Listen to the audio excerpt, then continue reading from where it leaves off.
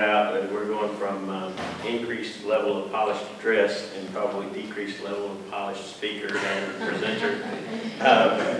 So I'm not nearly as good of a speaker as Alan. I would to expound on what he just said about that, and we probably did produce a maintenance plan, and we love working for school systems, and particularly Fulton County school system. But you know, I think they would admit to you that they're probably not the best at implementing very much, other than people pull in, unload their lawnmower remote. So it was interesting. The day that I took this picture, all the other cells did not look like that. They were mowed, and I asked the custodial guy, I said, what's going on with this one cell out here? Why are all the others mowed out? He said, yeah, we forgot to mow that one.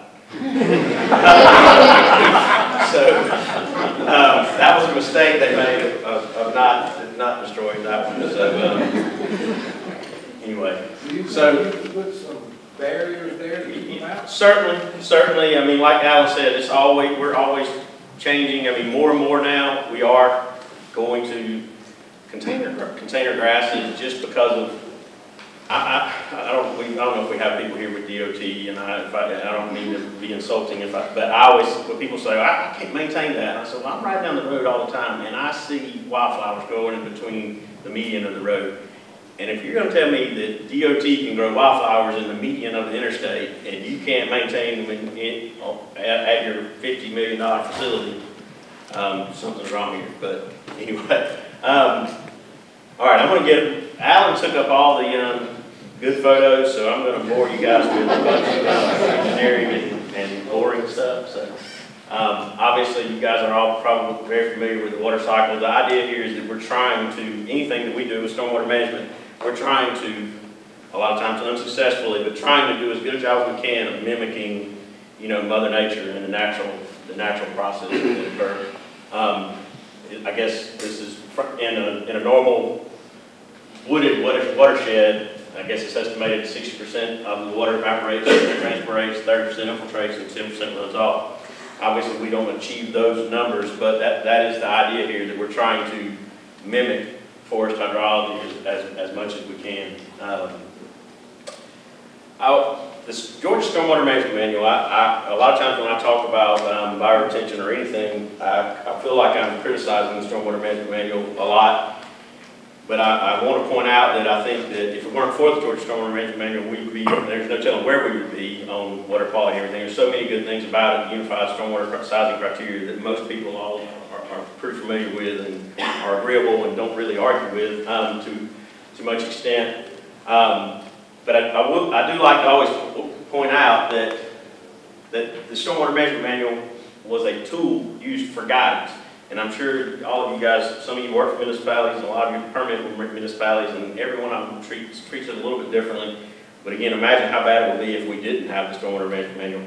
I think it's interesting that and I'm sure a lot of people question why the city of Atlanta would have adopted a coastal supplement.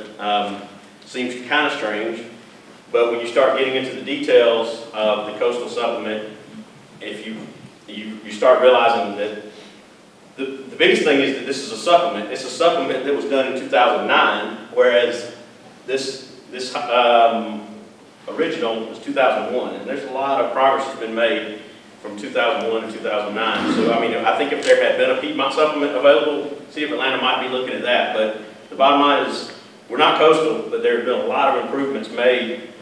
I think that this Stormwater Management Manual gave us a lot of criteria to use, but it also, in some ways, I feel constrained a lot of times with, well, you got this, and this, and they're all the same. You just got to pick one and go with it. So, obviously, there's lots in the manual, but we're talking about pollutants here. Common, you know, we're mostly concerned, a lot of times, we're mostly concerned about sediments. And then we're also nutrients, phosphorus, nitrogen. We're concerned about that here in other parts of the country where bioretention has been being pushed for many more years. I think a lot of it was initiated because of concerns with nitrogen, phosphorus, and fish kills that were occurring in various areas. Of course, you got your parking lot pollutants, heavy metals, hydrocarbons. Adam throws this in here, the spinach. Every year it seems like we can hear somebody getting sick from eating spinach, and it's usually traced back to fecal coliform or something like that. So basically, the Georgia Stormwater Management Manual, gives you these general application BMPs: stormwater ponds, stormwater wetland, fire retention, sand filter infiltration, and enhanced swell. Those are basically what you have to do if you're going to meet 80% TSS removal. And then they treat them all the same. And again, I'm glad we've got it, but I'm just talking about things that are ways to improve it, and I think the coastal supplement does this. But stormwater ponds, every 80%. You got this detail of whatever complexity. You got stormwater wetlands. Of course, you got the same thing going on, and regardless of how much biological activity we think is going on in these things. Sand filters, same thing. I always think it's very interesting in the sand filter, in that you can come over here and put 18 inches of total depth, 12 inches of sand, and you can get the same credit that you will if you do a bioretention with 48 inches of engineered soil mix that might even have a 12-inch sand layer in the bottom of it, with some gravel, with vegetation, with holding the water for a longer period of time. I mean, all of the things that make it superior, but you get the same amount of credit under most of the old ordinances. When you got your infiltration, again, I've got the option of, Alan was right, and we're fortunate enough to have a lot of clients that are excited about putting in a bioretention cell, but at the same time, we all have clients that are budget driven, and if they can spend money on gravel and remove 80% of what is pollutants, which is what they're being required to, or sand, or spend the money on this more complicated engineered soil mix, then a lot of times they do steer towards the gravel or the sand, or the proprietary structure in those cases. Same thing with enhanced swell. It's all the same. I put them out of order, put the bioretention here, and again, I'm pointing out that they didn't create these things equal in the Georgia Stormwater Management Manual. This one has got its own sand. There's your sand filter right there, so you can either just put in the sand filter, or you can do all this other stuff and get the same amount of credit with under the older system. Of course, they gave you this matrix. The only reason I put this in here is, two things. One, I always question whether or not, why did we come up with the 85th percentile storm? I really think that the 1.2 inches is what the target we were shooting for, and it happened to be the 85th percentile storm because 1.2 inches was a tenth of a foot, and made our calculations in the beginning a whole lot simpler if we could just multiply by 10. But channel protection, I like this slide because a lot of municipalities don't recognize this. But if you're doing bioretention and you've got X amount of cubic feet of storage in your bioretention, I argue, and usually successfully, that should be taken right off your channel protection volume off the top, because it is supposed to be nested inside of, it says here stacked inside of channel protection, inside of bank protection. So, and my whole drive here is I'm trying to come up with ways of encouraging bioretention, because ultimately it usually is more expensive than some of those other BMPs to install. Now, you could argue over the long term when they start maintaining those others, if they maintain those others, that it might not be more expensive, but I'm trying to figure out ways that we can take the most credit for having bioretention. Of course, that's what I referred to earlier, the stormwater sizing criteria, which is pretty generic, and I don't think too many people just argue with that. I guess with this coastal supplement, with the runoff reduction, what we're doing is basically the same equation for your first part of the calculation. It's just 1 inch instead of 1.2 inches that you're having to infiltrate. I'm not going to go through, these are the steps that are outlined in the Georgia Stormwater Management Manual. One of the things I will say that they tell you to, this example that they give you is to go through a flow diverter, and that's assuming that this whole premise is that you've already collected all the water into a pipe and it's coming down through here, which has to happen sometimes with your cycle strength. And now you need to divide it back up and pull that water quality volume back out and send to it where, so just emphasizing the fact that I like to skip all these steps because it's better if you can get that BMP closer to the source. I'll never get it off the surface to begin with, get the water in there before it has a chance to get into a pipe. And then you skip steps, a few of those steps, 4 and 5. Of course, this is the traditional way that well, since the Stormwater Management Manual came out, this is the way we calculate area for bioretention. I've never really liked it all that much.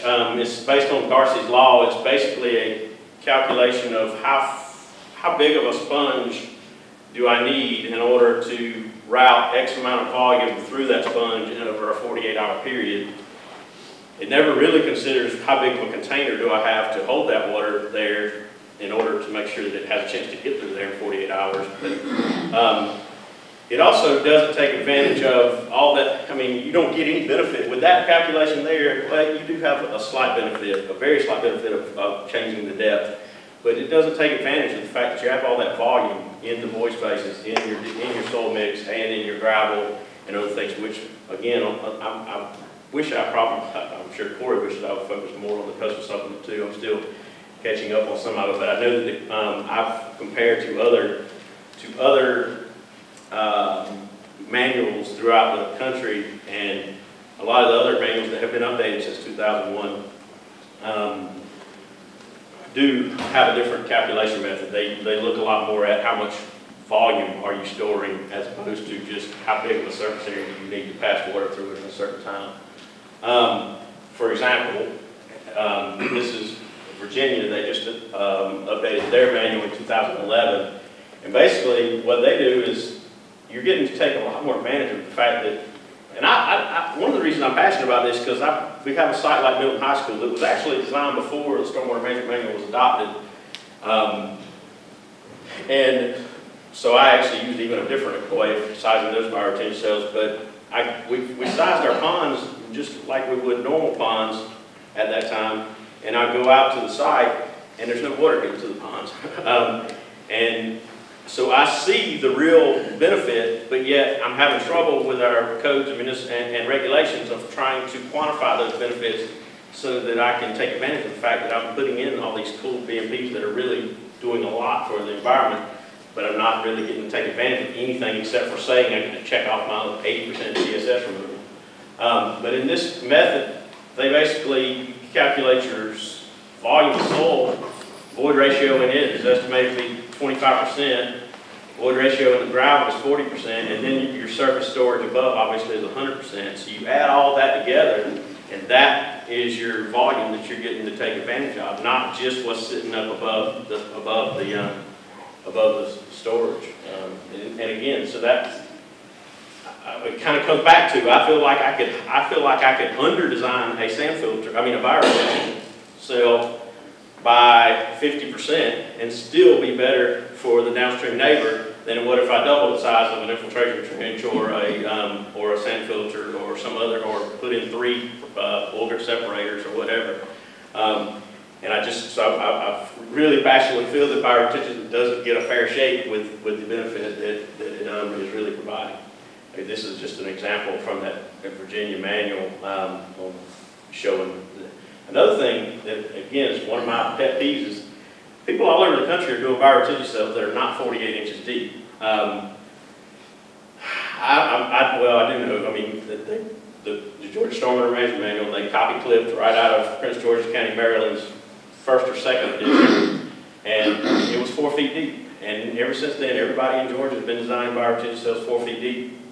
Again, you go back to the pollutant removals. If you can show me that you're getting 80% with 12 inches of sand, then I'm pretty sure that we're getting, that if you did this, even with 24 inches, you're going to outperform your traditional other BMPs. So I wish, and I would say that, again, the coastal supplement, I'm not an expert on it yet by any stretch, but coastal supplement does recognize rain gardens, and what Virginia does, they have a level 1 bioretention and a level 2 bioretention, and that they restrict on how much area you can maybe send less than 1 acre to a level 1 bioretention cell, and 1 to 5 acres or 1 to 3 acres to a level 2, and the level 2 has to be 36 inches deep, the level 1 has to be 24 inches deep. I think there's obviously some, that could make a lot of sense. They also specifically in the Virginia manual outline how you can take advantage of your quantity, and so they will allow you, instead of just looking at your surface area and 6 inches of your surface area, and we can count the volume of whatever you got, 3 to 1 side slopes, 4 to 1 side slopes, but they basically, if you're using a ponding depth of 6 inches, they will allow you to increase the surface area or count a surface area 50% surface area increase. In other words, if you got 1,000 square foot of surface area sale, then you can create your big level area around it to allow water to pond up well out here beyond the fire retention cell and count all that volume towards, again, theirs is based on a volume calculation, whereas ours right now is based on a surface area of filter calculation. They did take the surface area formula out of the coastal supplement. So now, for the runoff reduction volume, if you're using it, I'm going to try. Thank you for pointing that out. Within the coastal supplement, it gives you the volume for the ponding area plus whatever volume is in your soil media by 20%. Right. Exactly. That's what I was about to say that. I've been looking at these old manuals forever, and I kind of go every once in a while. I'll go back to them and catch up on what they've changed. And I've only done a couple of City of Atlanta projects since the new coastal supplement came out, and I was really more in an assistant role in those. And so after I put all this together, I pulled a hydro that we just recently did for City of Atlanta and realized that, oh yeah, that's exactly what the coastal supplement adopted. But it's a little different in the way they do the void ratios and let you take different credits. But the bottom line is we've improved with the coastal supplement, and I don't think that has anything to do with the fact it's on the coast. It's just newer information, and fortunately, we have somebody like Corey in the City of Atlanta who is really embracing, pushing this thing along in the absence of, and again, I'm not blaming anything that's Stormwater Management, but obviously there hasn't been funding to write a new one, to update it. And I don't know that it's really necessary to recreate the wheel when there's so many other people and universities out there that are putting together this stuff. There's a lot of valuable information in this more updated supplement. So I applaud Corey and City of Atlanta and all those that were involved in making that happen, because, I mean, again, a lot of people see it and say, well, what? This is the craziest thing I've ever heard. City of Atlanta adopting the coastal supplement.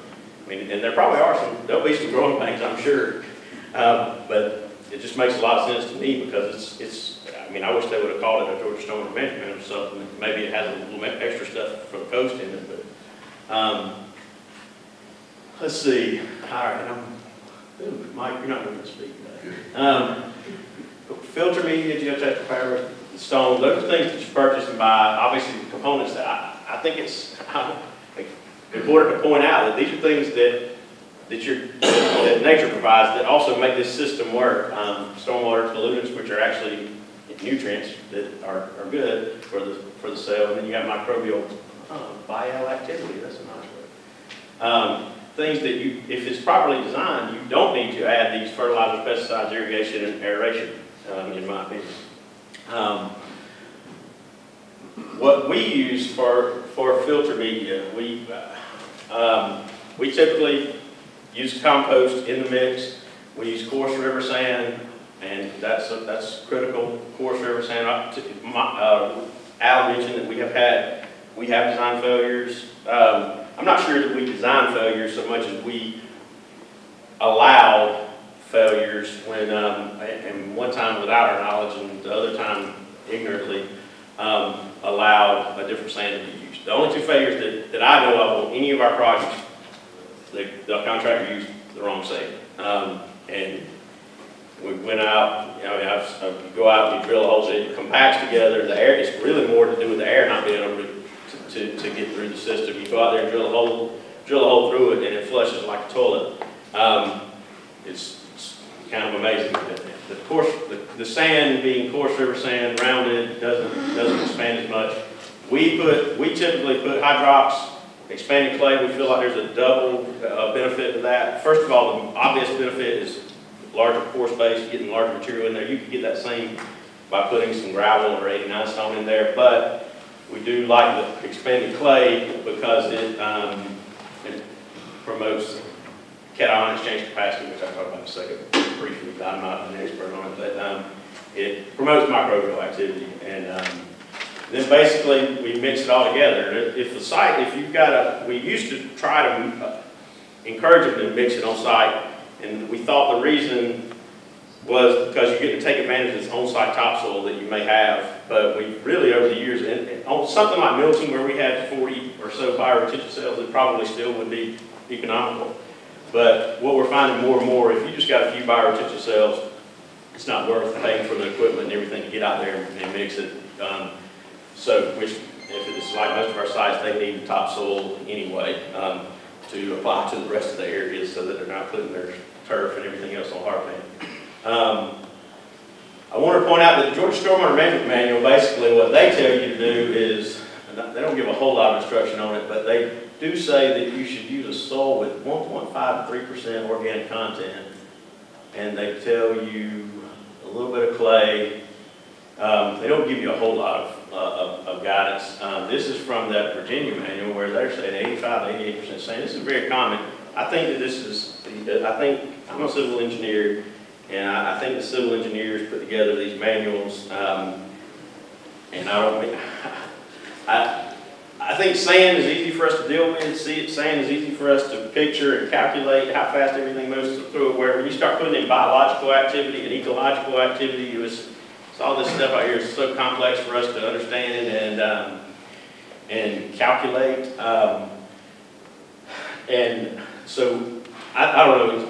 There are a lot of people out there that are pushing just for sampling, but to me, we've been putting compost in them from the beginning. I've never seen anything wrong with them. I know that what they're prescribing to me is very similar to what you see in a section of a golf course green. You can grow the greenest grass in the world as long as you're willing to keep coming out there and aerating it and irrigating it and putting pesticides and fertilizers on it. It will remove some pollutants, but it's just requiring a lot of input. And I feel like a lot of people who are out there pushing these, they're actually telling you that you may have to put in irrigation in order for your plants to survive in the bioretention soil. And I think that's it seems ridiculous to me. I mean, if we're trying to mimic Mother Nature with our stormwater BMPs and we're trying to mimic forest hydrology, I always say, well, Lord, we better get all the organics out of the forest floor. So I'm just a proponent for organics in the bioretention soil. I realize that there is a concern of having phosphorus, nitrogen leaching out. I think there's a lot of research out there that shows if you've got the microbial activity going on in there and you've got plants that are healthy and vigorous, then yes, there's nutrients in there, but those nutrients are being used and taken up just like they do in nature, just like they are in Mother Nature and in biological processes. So basically what we use I think on this particular project was we did use 25% on-site topsoil, 15% hydraulics, 20% of the compost. We used earth food. We know what we're getting when we specify earth food. However, we do a lot of public projects. There are other factories out there that can produce an equal product to earth food. But they do have a good consistent process where you know that you're getting mature composted material that's you can depend on. And then we mix that with coarse earth sand. We fluctuate this from time to time. First of all, based on whether or not we have any decent on-site topsoil. Components should be blended thoroughly, installed in 6-inch lifts with a blower or conveyor type application. You see here what's going on here is we got this big loader here that comes over and picks up this mixed material, loads it onto the conveyor, dumps it into the cell. This is another example to show it. This is a range that we vary these, but we're usually in the 20 to 30% compost, 10 to 30% hydraulics, 10 to 20%. 10 to 30% topsoil, 10 to 20% hydraulics, 30 to 50% coarse earth sand. Again, on the promoting microbial activity, teaming with microbes, taking advantage again of nature and the complex systems that we can do by promoting microbial activity in the soil. Geotextile fabric. There's a lot of people out there actually today arguing that you don't really need a geotextile fabric because it will eventually clog. We've had cells in for 10, 12 years, and those cells are built in high school. And again, we love Fulton County schools, but I guarantee you they have not done anything other than mow those bioretention cells for 12 years. And anytime I'm in that area when it rains, I pull in there. I mean, they dry out neat. They dry almost immediately. The water is clean coming out. Anyway, we still like to put in the soil, put in the clay, put in the fabric to keep the clay out of the soil. Yeah, they don't always keep all the stuff out of the stone as it's going in. And the stone is just pretty much 57 stone. I do think it's interesting. The Georgia Stormwater Management is 8 inches of stone. A lot of other ones are maybe 12 inches. Then under drain, it can be anything, perforated, PVC, HDPE, A2000, whatever these different products are. And we usually tie that under drain to a nearby storm structure. I wanted to talk about the upturn elbow. We haven't been using the upturn elbow, although we probably will be. This applies, a lot of people are doing this with their pavers and infiltration. And basically, it's a way of forcing more infiltration. City of Atlanta's promoting it. I'm not 100% sure I understand why we do the upturn elbow. Why don't we just do a straight line out at a higher elevation with the sump beneath it instead of creating those two 90-degree turns in there? I think that it has to do with you want the pipe to be in gravel, but in a lot of these cases I've seen them put them, even if the gravel's coming up above, they're still putting the upturn elbow. It seems to me that you just run a straight pipe out and clean out. But either way, you create more dead storage beneath, promote more infiltration, and a side benefit is apparently is that by creating that rotation from anaerobic to aerobic activity in the bottom of the cell, you can get denitrification.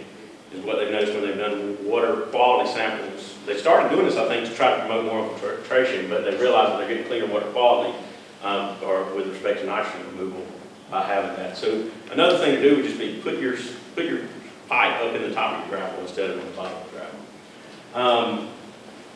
A few more pictures. Excavated out, fabric in, starting to put the, there was a stone underneath there. That's going in, more pictures of the conveyor. This guy over here is on the outside of his equipment, spreading it as best he can. Then they get on top of it by hand and spreading it. We also, and we've learned a lot on this, you're going to get settling in these things. You see them all the time. They go in and they immediately at the end, they're wrapping everything else. They're trying to stabilize. They put all the plant material in, and then you come back 3 weeks later after 2 rain events, and it all settled down about 6 inches, and we got plants sitting up above it, or plants falling over. I mean, I'm sure that some of you have probably seen that happen.